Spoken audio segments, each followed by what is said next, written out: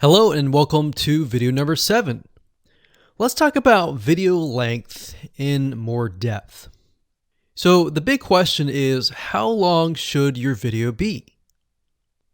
While yes, most folks have said that your video should be short due to attention span, and that's something that we've talked about in the past, and that definitely worked in the past, and that still is true that people's attention span are short. But today, in terms of YouTube, your video length should be longer, and here's why. Did you know that YouTube ranks your video based on how many minutes your viewer watches? We talked briefly about this in video number 1, but I want to talk about why that is the case. Statistically speaking, most people that we have found, based on statistics that we have seen in YouTube, most people watch about 50% of a video. Even the people that are interested in a video, they watch 50% of a video. So if that, in this case, is a 5-minute video, an average viewer is only going to watch about 2.5 minutes. Now, here's why that is important. If you're competing against someone who has a 30-minute video and their viewers watch 15 minutes, which is about 50%, well, guess what? Even if they can have less viewers than you, they're going to beat you because they have a longer video. So if you got the 2.5, they've got the 15 minutes, they can send less people and still beat you. And YouTube will favor them in the end. Now that, of course, is assuming that the views are legitimate and people are actually watching. And that's why user experience is so important. So to give you some real life practical application, let's hop on over to YouTube and I'm going to show you proof that this works. Okay, so let's take what we learned and what we just discussed and apply it to some real life practical application. So if we head on back over to youtube.com, we type in the keyword Instant Pot recipes, we can see this one, and this one. So let's go ahead and open these up. So we got this one, and this one. So that's 1, 2, and 3. The first one has about roughly 8 minutes or 9 minutes. We'll say 9 minutes. The second one has about 27 minutes. And the third one has about 20 minutes. Okay. So essentially the second and third have about double the amount of time. So like we talked about, most people watch about 50% or less, and then they quit. That's the average, right? So if that's the case, this person here, even though they have more views, see that? 800,000 views, even though they have more views, they're competing with somebody with a 30-minute video. Essentially, it's 27 or 28, but close to 30. So if we round that, we'll just say this is 10, this is 30, and this is 20. All right, so let's keep it at even numbers. So if that's the case, there's 4 minutes here, 15 minutes here, and 10 minutes here. So this means that the person with the less amount of minutes, they're going to need a lot more views and a lot more people watching it.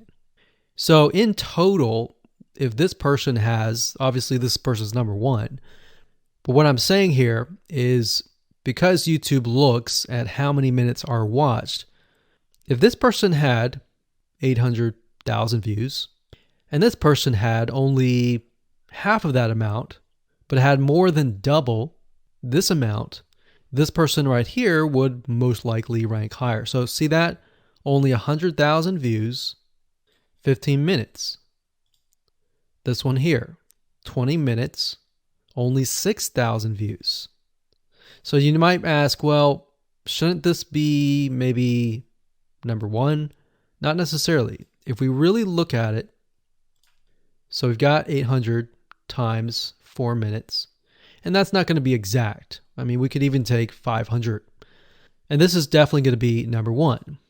And this is definitely going to be number 2 based on the information. But this person, because they have a long enough video, even though they have less amount of views, they're still able to rank pretty high. So this is based on one of our YouTube channels, which has over 9 million of minutes watched.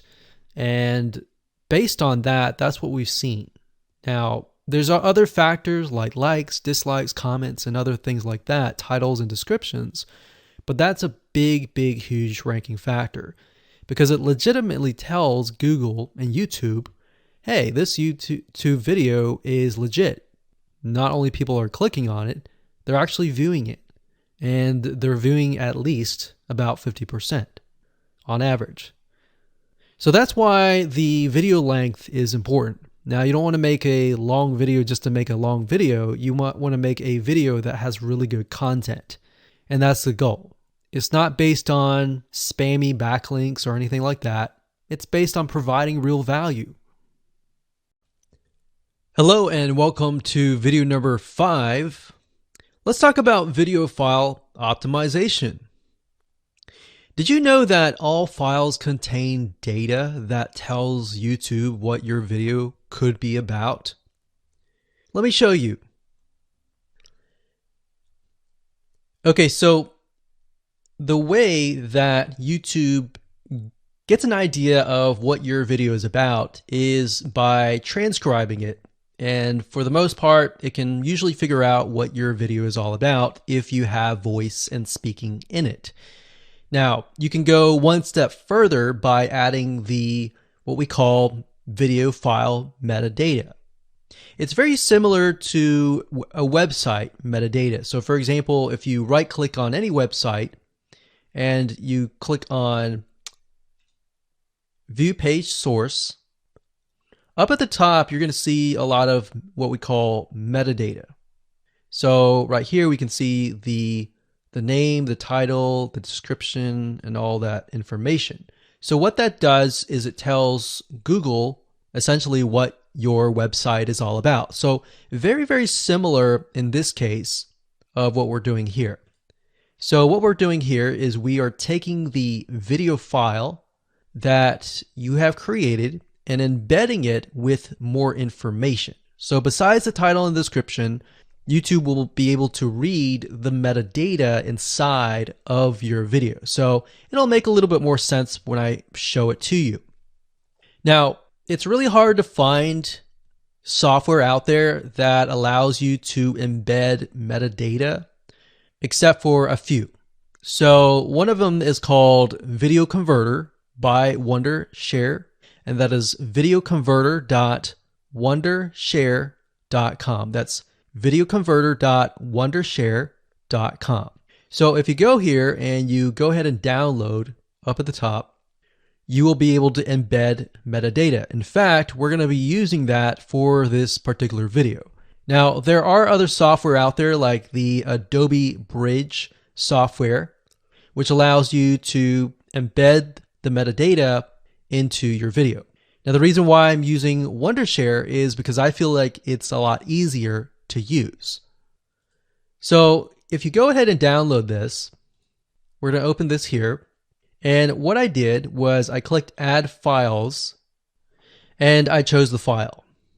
Now, there's a lot of things that you can change about the video, but what we're particularly interested in is this eye icon right here. So click this eye icon or letter I here, and you're going to see that it says name, language, episode name, actors, director, screenwriter, tagline, and description, and comments. So what I recommend is you try to complete this as much as you can. So episode name, actors, so that would be whoever is in the video, the director, the screenwriter, which could be you, and then the tagline.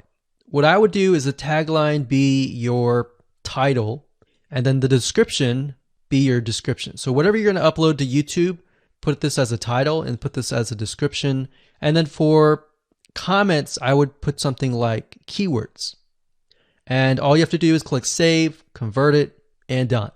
That's the reason why we're using Video Converter, because it's just so much easier. With Adobe Bridge, it's easy too, but there's a lot of more options and very easy to get confused.